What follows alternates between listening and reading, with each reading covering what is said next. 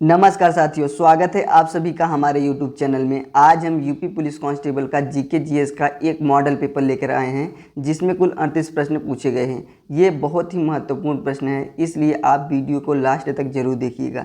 तो चलिए शुरू करते हैं। विश्व स्वास्थ्य दिवस कब मनाया जाता है? इसका सही उत्तर हो जाएगा 7 अप्रैल को। विश्व स्वास्थ्य दिवस 7 अप्रैल को मनाया जाता है। 11 अप्रैल को याद रखना, 11 अप्रैल को राष्ट्रीय सुरक्षा मातृ दिवस मनाया जाता है 11 अप्रैल को। अगला नेक्स्ट प्रश्न पूछा गया है, पन्नालाल घोष का संबंध किस वाद्य यंत्र से है? पन्नालाल घोष का संबंध बांसुरी से है। ऑप्शन नंबर बी सही उत्तर हो जाएगा।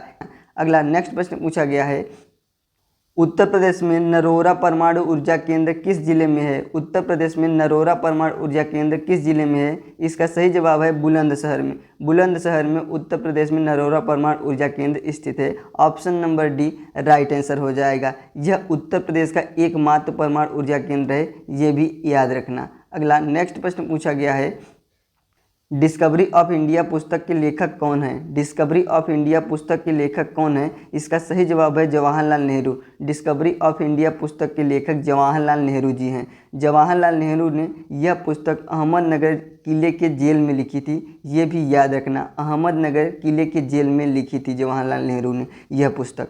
अगला नेक्स्ट प्रश्न पूछा गया है, हाल ही में नारी एआई टूल किस राज्य पुलिस ने लॉन्च किया? हाल ही में नारी एआई टूल किस राज्य पुलिस ने लॉन्च किया? गुजरात ने लॉन्च किया है। ऑप्शन नंबर बी सही जवाब हो जाएगा। गुजरात पुलिस ने नारी एआई टूल को लॉन्च किया है। यह टूल मादक पदार्थों के मामलों में निपटने के लिए बनाया गया है, याद रखना। अगला नेक्स्ट प्रश्न पूछा गया है, छठा प्रश्न है, गरबा और डांडिया किस राज्य के प्रमुख लोक नृत्य हैं? गरबा और डांडिया किस राज्य के प्रमुख लोक नृत्य हैं? यह गुजरात के लोक नृत्य हैं। ऑप्शन नंबर सी सही जवाब हो जाएगा। यूनेस्को ने गरबा को अपनी सांस्कृतिक विरासत सूची में भी शामिल किया है, ये भी याद रखना। ये गरबा जो है ये यूनेस्को की सांस्कृतिक विरासत के रूप में भी शामिल हो गया है। अगला नेक्स्ट प्रश्न पूछा गया है, ओबरा ताप विद्युत केंद्र उत्तर प्रदेश के किस जिले में है? ओबरा ताप विद्युत केंद्र उत्तर प्रदेश के किस जिले में है? यह उत्तर प्रदेश के सोनभद्र जिले में है। ऑप्शन नंबर बी सही जवाब हो जाएगा। सोनभद्र को उत्तर प्रदेश की ऊर्जा राजधानी भी कहा जाता है, ये भी प्लस पॉइंट याद रखना। सोनभद्र को उत्तर प्रदेश की ऊर्जा राजधानी के नाम से जाना जाता है। अगला नेक्स्ट प्रश्न पूछा गया है, परमाणु दिवस किसकी जयंती पर मनाया जाता है? परमाणु दिवस किसकी जयंती पर मनाया जाता है? इसका सही जवाब है नेताजी सुभाष चंद्र बोस जी की जयंती पर मनाया जाता है। ऑप्शन नंबर सी सही जवाब हो जाएगा। परमाणु दिवस हर साल 23 जनवरी को मनाया जाता है, ये भी याद रखना। परमाणु दिवस हर साल 23 जनवरी को मनाया जाता है। अगला नेक्स्ट प्रश्न पूछा गया है, नेक्स्ट प्रश्न है, संविधान का अनुच्छेद 17 किससे संबंधित है? संविधान का अनुच्छेद 17 अस्पृश्यता के अंत से संबंधित है। ऑप्शन नंबर सी सही जवाब हो जाएगा। यह अनुच्छेद छुआछूत जैसी कुरीतियों को अपराध घोषित करता है, ये भी याद रखना। ऑप्शन नंबर सी सही जवाब हो जाएगा इस प्रश्न का। अगला नेक्स्ट प्रश्न पूछा गया है, नेक्स्ट प्रश्न है, भारत की पहली डिजिटल जनगणना कब शुरू की गई? भारत की पहली डिजिटल जनगणना 2023 को शुरू की गई है। ऑप्शन नंबर बी सही जवाब हो जाएगा। भारत दुनिया का पहला देश बन गया है जिसने डिजिटल जनगणना शुरू की है, तो ये भी प्लस पॉइंट याद रखना। अगला नेक्स्ट प्रश्न पूछा गया है, नेक्स्ट प्रश्न है, मधुशाला किसकी प्रसिद्ध रचना है? मधुशाला हरिवंश राय बच्चन जी की प्रसिद्ध रचना है। ऑप्शन नंबर सी सही जवाब हो जाएगा। हरिवंश राय बच्चन जो कि अभिनेता अमिताभ बच्चन जी के पिता हैं, ये भी याद रखना। अगला नेक्स्ट प्रश्न पूछा गया है, उत्तर प्रदेश का सबसे पुराना पक्षी विहार कौन सा है? उत्तर प्रदेश का सबसे पुराना पक्षी विहार नवाबगंज पक्षी विहार है। ऑप्शन नंबर ए सही जवाब हो जाएगा। नवाबगंज पक्षी विहार, नवाबगंज पक्षी विहार उत्तर प्रदेश के उन्नाव जिले में आता है। उत्तर प्रदेश के उन्नाव जिले में, ये भी याद रखना। अगला नेक्स्ट प्रश्न पूछा गया है, मेक इन इंडिया कार्यक्रम की शुरुआत कब हुई थी? मेक इन इंडिया कार्यक्रम की शुरुआत 25 सितंबर 2014 को हुई थी। ऑप्शन नंबर ए सही जवाब हो जाएगा। मेक इन इंडिया कार्यक्रम की शुरुआत 25 सितंबर 2014 को हुई थी। इसका ऑप्शन नंबर ए सही जवाब हो जाएगा। इसका उद्देश्य भारत को ग्लोबल मैन्युफैक्चरिंग हब बनाना था, ये भी याद रखना। अगला नेक्स्ट प्रश्न पूछा गया है, नेक्स्ट प्रश्न है, भारत में ऊन उद्योग का हब किसे माना जाता है? भारत में ऊन उद्योग का हब लुधियाना को माना जाता है। ऑप्शन नंबर बी सही जवाब हो जाएगा। पंजाब का लुधियाना शहर अपनी ऊनी कपड़ों के लिए पूरी दुनिया में प्रसिद्ध है, ये भी याद रखना। अगला नेक्स्ट प्रश्न पूछा गया है, सिंधी भाषा में भारत के संविधान का नवीनतम संस्करण किसने जारी किया?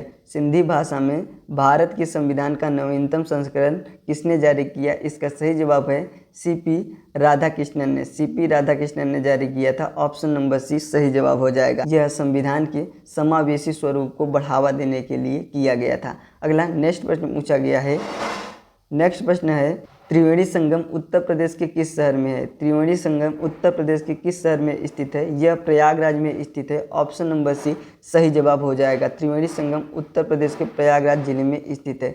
यहाँ पर गंगा, यमुना और अदृश्य सरस्वती नदी का मिलन होता है, ये भी याद रखना। गंगा, यमुना और सरस्वती का मिलन होता है। अगला नेक्स्ट प्रश्न पूछा गया है, अर्जुन पुरस्कार किस क्षेत्र में दिया जाता है? अर्जुन पुरस्कार जो कि खेल क्षेत्र में दिया जाता है, खेल क्षेत्र में। ऑप्शन नंबर सी सही जवाब हो जाएगा। इसकी शुरुआत 1961 में खिलाड़ियों के सम्मान के लिए किया गया था, ये भी याद रखना। अगला नेक्स्ट प्रश्न पूछा गया है, शिव कुमार शर्मा का संबंध किस वाद्य यंत्र से है? शिव कुमार शर्मा का संबंध संतूर वाद्य यंत्र से है। ऑप्शन नंबर बी सही जवाब हो जाएगा। संतूर मूल रूप से कश्मीर का एक लोक वाद्य यंत्र है, ये भी याद रखना। कश्मीर का एक लोक वाद्य यंत्र है। ऑप्शन नंबर बी सही जवाब हो जाएगा इस प्रश्न का। इसके बाद अगला नेक्स्ट प्रश्न पूछा गया है, संविधान का अनुच्छेद 19 क्या प्रदान करता है? संविधान का अनुच्छेद 19 अभिव्यक्ति की स्वतंत्रता प्रदान करता है। ऑप्शन नंबर सी सही जवाब हो जाएगा। इस अनुच्छेद के तहत प्रेस की स्वतंत्रता भी निहित है, ये भी याद रखना। अगला नेक्स्ट प्रश्न पूछा गया है, बी.आर. अम्बेडकर पश्चिम बिहार उत्तर प्रदेश के कहाँ स्थित है? बी.आर. अम्बेडकर पश्चिम बिहार प्रतापगढ़ में स्थित है। ऑप्शन नंबर बी सही जवाब हो जाएगा। इसकी स्थापना 2003 को की गई थी, ये भी याद रखना। बी.आर. अम्बेडकर पश्चिम बिहार की स्थापना 2003 में की गई थी, ये भी याद रखना। अगला नेक्स्ट प्रश्न पूछा गया है, T20 इंटरनेशनल मैच में एक ही पारी में 9 विकेट लेने वाली पहली महिला खिलाड़ी कौन बनी है? इनका नाम है लोरा कार्डोसो। लोरा कार्डोसो T20 इंटरनेशनल मैच में 9 विकेट लेने वाली पहली महिला खिलाड़ी बन गई हैं। ऑप्शन नंबर बी सही जवाब हो जाएगा। लोरा कार्डोसो ब्राज़ील देश की महिला क्रिकेटर हैं, ये भी याद रखना। लोरा कार्डोसो ब्राज़ील देश की महिला क्रिकेटर हैं। अगला नेक्स्ट प्रश्न पूछा गया है, नेक्स्ट प्रश्न है, पाठ्यशास्त्र के रचयिता कौन है? पाठ्यशास्त्र के रचयिता भरत मुनि जी हैं। ऑप्शन नंबर ए सही जवाब हो जाएगा। पाठ्यशास्त्र के रचयिता भरत मुनि जी हैं। पाठ्यशास्त्र को भारतीय शास्त्रीय नृत्य का आधार माना जाता है, ये भी याद रखना। पाठ्यशास्त्र को भारतीय शास्त्रीय नृत्य का आधार माना जाता है। नेक्स्ट प्रश्न पूछा गया है, उत्तर प्रदेश का मानचेस्टर किसे कहा जाता है? उत्तर प्रदेश का मानचेस्टर किसे कहा जाता है? इसका सही जवाब है कानपुर को उत्तर प्रदेश का मानचेस्टर कहा जाता है। कानपुर को अपने चर्म उद्योग के लिए भी जाना जाता है, ये भी याद रखना। कानपुर चर्म उद्योग के लिए भी जाना जाता है। नेक्स्ट प्रश्न पूछा गया है, नेक्स्ट प्रश्न है, विश्व ब्रेल दिवस कब मनाया जाता है? विश्व ब्रेल दिवस कब मनाया जाता है? इसका सही जवाब है 4 जनवरी को। 4 जनवरी को विश्व ब्रेल दिवस मनाया जाता है। ऑप्शन नंबर बी सही जवाब हो जाएगा। यह दिन लुई ब्रेल के जन्मदिन की याद में मनाया जाता है, ये भी याद रखना। लुई ब्रेल के जन्मदिन की याद में मनाया जाता है। अगला नेक्स्ट प्रश्न पूछा गया है, 25 नंबर प्रश्न है, मनरेगा योजना के तहत न्यूनतम कितने दिनों की रोजगार की गारंटी दी जाती है? मनरेगा योजना के तहत न्यूनतम कितने दिनों की रोजगार की गारंटी दी जाती है? न्यूनतम 100 दिनों की रोजगार की गारंटी दी जाती है। ऑप्शन नंबर बी सही जवाब हो जाएगा। मनरेगा का कानून 2005 में मनरेगा का कानून 2005 में पास हुआ था और 2006 में लागू हुआ था, ये भी याद रखना। 2005 में पास हुआ था, 2006 में लागू हुआ था, ये भी याद रखना। अगला नेक्स्ट प्रश्न पूछा गया है, नेक्स्ट प्रश्न है, भारतीय संविधान में राजभाषा का प्रावधान किस अनुच्छेद में है? भारतीय संविधान में राजभाषा का प्रावधान अनुच्छेद 343 में है। ऑप्शन नंबर ए सही जवाब हो जाएगा। अनुच्छेद 343 में भारतीय संविधान में राजभाषा का प्रावधान है। भारत की राजभाषा हिंदी है और लिपि देवनागरी लिपि है, ये भी याद रखना। राजभाषा हिंदी, भारत की राजभाषा हिंदी है, भारत की राजभाषा हिंदी है और लिपि देवनागरी लिपि है, ये भी याद रखना। अगला नेक्स्ट प्रश्न पूछा गया है। नेक्स्ट प्रश्न है आलमगीरपुर सिंधु घाटी स्थल उत्तर प्रदेश के किस जिले में आता है? यह उत्तर प्रदेश के मेरठ जिले में आता है। ऑप्शन नंबर बी सही जवाब हो जाएगा, उत्तर प्रदेश के मेरठ जिले में आता है। यह सिंधु घाटी सभ्यता का सबसे पूर्वोत्तर स्थल है, ये भी याद रखना। अगला नेक्स्ट प्रश्न पूछा गया है भारत का पहला प्रोटोटाइप फास्ट ब्रीडर रिएक्टर कहाँ स्थापित किया गया? भारत का पहला prototype fast breeder reactor Kalpakkam में स्थापित किया गया है। कल्पक्कम जो कि तमिलनाडु राज्य के चेंगलपट्ट जिले में स्थित है, चेंगलपट्ट जिले में। अगला नेक्स्ट प्रश्न पूछा गया है पिंक सहेली स्मार्ट कार्ड योजना किस केंद्र शासित प्रदेश ने शुरू की है? इसको दिल्ली ने शुरू की है। ऑप्शन नंबर सी सही जवाब हो जाएगा, इसको दिल्ली ने शुरू की है। यह योजना मेट्रो और बसों में महिलाओं की सुविधा के लिए लाई गई है, ये भी याद रखना। अगला नेक्स्ट प्रश्न पूछा गया है बाणगंगा महोत्सव किस राज्य से संबंधित है? बाणगंगा महोत्सव यह महाराष्ट्र राज्य से संबंधित है। ऑप्शन नंबर बी सही उत्तर हो जाएगा। यह उत्सव हर साल मुंबई के मालाबार हिल क्षेत्र में मनाया जाता है, ये भी याद रखना, मालाबार हिल क्षेत्र में मनाया जाता है। नेक्स्ट प्रश्न पूछा गया है आईपीएल इतिहास की सबसे महंगी टीम कौन सी है? ये तो सभी को मालूम होगा, आईपीएल इतिहास की सबसे महंगी टीम रॉयल चैलेंजर बेंगलुरु है। रॉयल चैलेंजर बेंगलुरु आईपीएल इतिहास की सबसे महंगी टीम है। नेक्स्ट प्रश्न पूछा गया है भगवान बुद्ध ने अपनी पहला उपदेश कहाँ दिया था? भगवान बुद्ध ने अपना पहला उपदेश कहाँ दिया था? इसका सही जवाब है सारनाथ में दिया था। उत्तर प्रदेश के सारनाथ में भगवान बुद्ध ने अपना पहला उपदेश दिया था।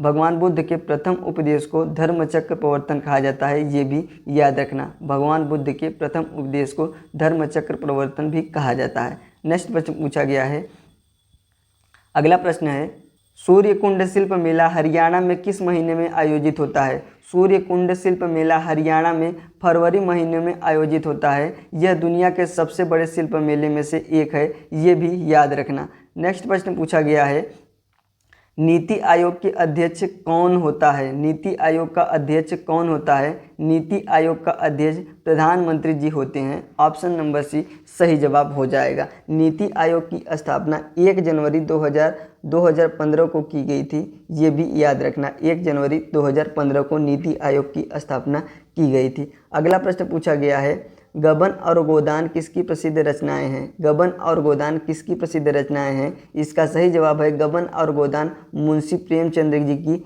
रचनाएं हैं। मुंशी प्रेमचंद की गबन गोदान रचनाएं हैं। अगला नेक्स्ट प्रश्न पूछा गया है नेक्स्ट प्रश्न है राष्ट्रीय सुरक्षा दिवस कब मनाया जाता है? राष्ट्रीय सुरक्षा दिवस जो कि 4 मार्च को मनाया जाता है। यह सुरक्षा, स्वास्थ्य और पर्यावरण के प्रति जागरूकता के लिए मनाया जाता है, ये भी याद रखना। अगला नेक्स्ट प्रश्न पूछा गया है उत्तर प्रदेश का सबसे पुराना ताप विद्युत केंद्र हरदुआगंज कहाँ स्थित है? उत्तर प्रदेश का सबसे पुराना ताप विद्युत केंद्र हरदुआगंज अलीगढ़ में स्थित है। ऑप्शन नंबर बी सही जवाब हो जाएगा, अलीगढ़ में स्थित है।